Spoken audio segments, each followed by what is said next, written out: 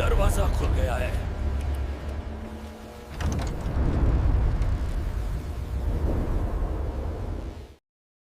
कुछ दस्तकें दरवाजे पर नहीं होती, वो सीधा आपकी सांसों पर होती हैं। कुछ कहानियां सुनाई नहीं जाती, वो आपको बुलाती हैं।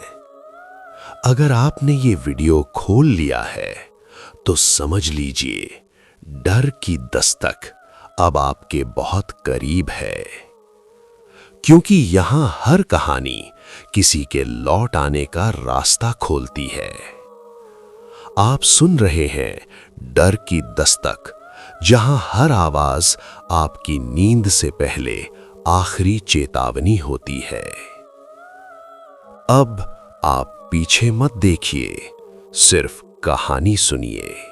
अगर कोई आपसे कहे कि दुनिया में कुछ रास्ते ऐसे भी हैं जो सिर्फ गाड़ियों को नहीं, इंसानों की किस्मत, यादें और जिंदगी तक निगल जाते हैं, तो आप हंसेंगे।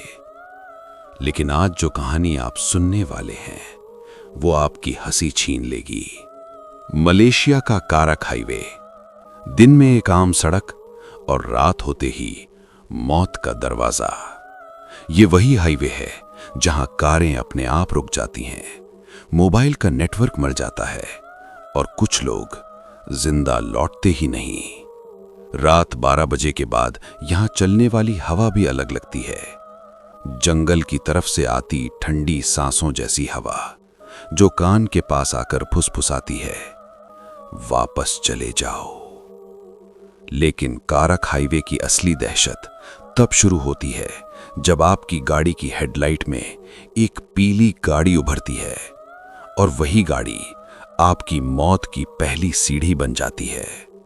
1977 में जब यह हाईवे जनता के लिए खोला गया, तब पहले ही साल यहां 12 एक्सीडेंट हुए।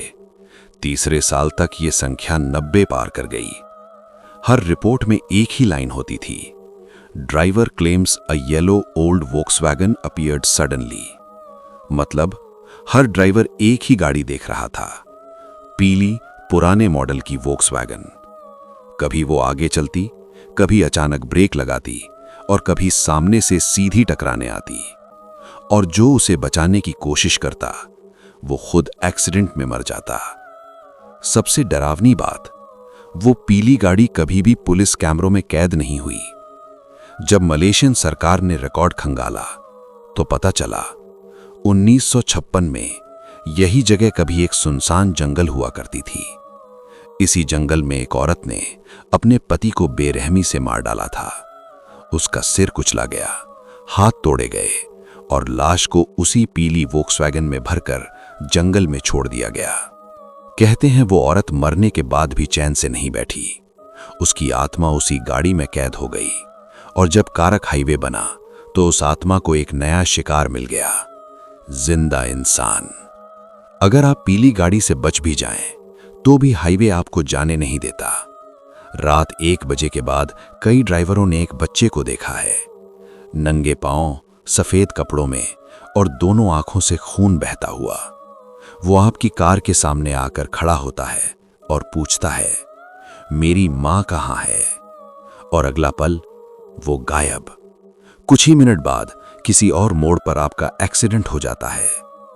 लेकिन काराक हाईवे की असली दहशत उस राक्षस से है जो जंगल में रहता है।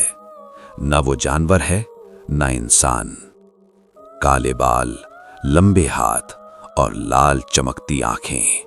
वो इंसानों को खाता है और उसके शिकार कभी पूरे नहीं मिलते। एक छोटा परिवार, पति पत्नी और 2 साल का बच्चा, रात 11:45 पर काराक हाईवे से गुजर रहा था। अचानक गाड़ी बंद, इंजन से धुआं, आदमी पानी ढूंढने गया, और तभी शुरू हुआ असल खेल। छत पर बैठा वो शैतान। रात के ठीक 12:17। चारों तरफ जंगल, एक भी गाड़ी नहीं, सिर्फ झिंगुरों की आवाज और हल्की हल्की बहती ठंडी हवा। और उस सुनसान काराक हाईवे के बीच एक कार बंद पड़ी थी। कार के अंदर बैठी थी समीरा और उसकी गोद में उसका 2 साल का बेटा आरव। आरव डर के मारे मां की छाती से चिपका हुआ था। उसकी छोटी छोटी उंगलियां मां की कमीज को कसकर पकड़े हुए थीं और बाहर उसका पति इमरान जंगल की तरफ पानी ढूंढने गया था। 15 मिनट बीते, 20 मिनट बीते, लेकिन इमरान नहीं लौटा। मोबाइल में नेटवर्क नहीं था, अंधेरा और गहरा हो रहा था और तभी धड़ाम! कार की छत पर कुछ बहुत भारी गिरा। कार 1 सेकंड के लिए अंदर तक हिल गई। आरव रोने लगा। समीरा का दिल जैसे वहीं रुक गया। फिर छत से ऐसी आवाजें आने लगीं जैसे कोई मांस को चीर चीर कर खा रहा हो। चप चप, चरर चरर, और बीच बीच में एक भयानक घुरघुराहट, जैसे कोई जानवर नहीं, जैसे कोई भूखा राक्षस। समीरा का पूरा शरीर कांप रहा था। वो बच्चे को और कसकर पकड़ती गई। लगभग 10 मिनट बाद दूर से नीली लाल लाइट चमकी। Police patrolling car. जैसे ही कार रुकी, छत से आ रही आवाजें अचानक बंद हो गईं। 2 पुलिस ऑफिसर बाहर आए। उनकी आवाज कांप रही थी। मैडम, धीरे से बाहर आइए, लेकिन पीछे मत देखिए। समीरा कांपते हुए बाहर आई और तभी उसने पीछे देख लिया। जो उसने देखा वो उसकी आत्मा तक को हिला गया। कार की छत पर उसके पति इमरान की लाश थी। सिर गायब, पेट फटा हुआ, हड्डियां बाहर झांक रही थीं और छत पूरी खून से सनी हुई थी। समीरा की चीख पूरे जंगल में गूंज गई। पुलिस ने कहा, हमने देखा था एक इंसान जैसा राक्षस आपके पति की लाश को उठाकर छत पर कूद गया था और उसे वहीं खाने लगा। हमने गाड़ी से उतरने की हिम्मत नहीं की क्योंकि वो चीज इंसान नहीं थी। उसकी आंखें लाल थीं और उसके दांत किसी जानवर जैसे।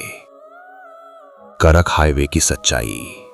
इसके बाद उस हिस्से को डेड मैन कर्व नाम दे दिया गया, लेकिन सच छुपा दिया गया। सरकार आज भी उस राक्षस के बारे में कुछ नहीं मानती, पर वहां के जंगल आज भी रात में किसी भूखे जानवर की तरह सांस लेते हैं। जिस रात इमरान की मौत हुई, उसी रात करक हाईवे पर एक और हादसा दर्ज हुआ, लेकिन वो हादसा आम नहीं था। रात के 2:48 पर एक ट्रक ड्राइवर हाफिज करक हाईवे से गुजर रहा था। अचानक उसकी हेडलाइट में एक पुरानी पीली वोल्क्सवैगन कार दिखी। वो कार बिना आवाज, बिना नंबर प्लेट, बिल्कुल सड़क से चिपकी हुई चल रही थी। हाफिज ने हॉर्न दिया, कोई जवाब नहीं। उसने ओवरटेक करना चाहा और जैसे ही उसकी गाड़ी उस कार के पास पहुंची, वो कार गायब हो गई। लेकिन उसी पल ट्रक का स्टीयरिंग अपने आप घूम गया और ट्रक सीधे पहाड़ी से नीचे जा गिरा। हाफिज बच गया, पर उसका बयान आज भी पुलिस रिकॉर्ड में मौजूद है। वो कार इंसान नहीं चला रहा था, उसके अंदर सिर्फ अंधेरा था।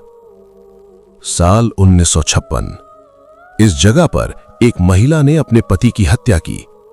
लाश को उसी पीली वोल्क्सवैगन में बंद कर जंगल में छोड़ दिया गया। 3 रातों तक उस गाड़ी के अंदर से रोने और खरोचने की आवाज आती रही। चौथी रात गाड़ी अपने आप चलती हुई जंगल के अंदर गायब हो गई।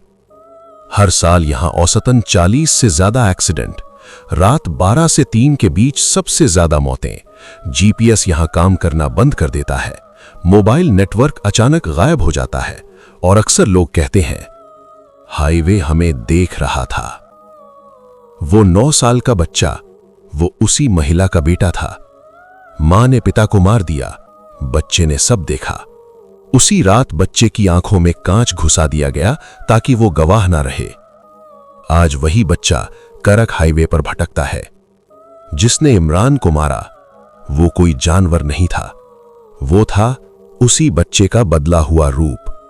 एक भूखी, टूटी हुई श्रापित आत्मा जो हर रात खून से अपनी मां और इस हाईवे को कोसता है। आखिरी चेतावनी, अगर कभी आप करक हाईवे से गुजरें और पीछे से हॉर्न सुनाई दे तो कभी मुड़कर मत देखिए, क्योंकि पीछे जो है वो आपको घर जाने नहीं देगा।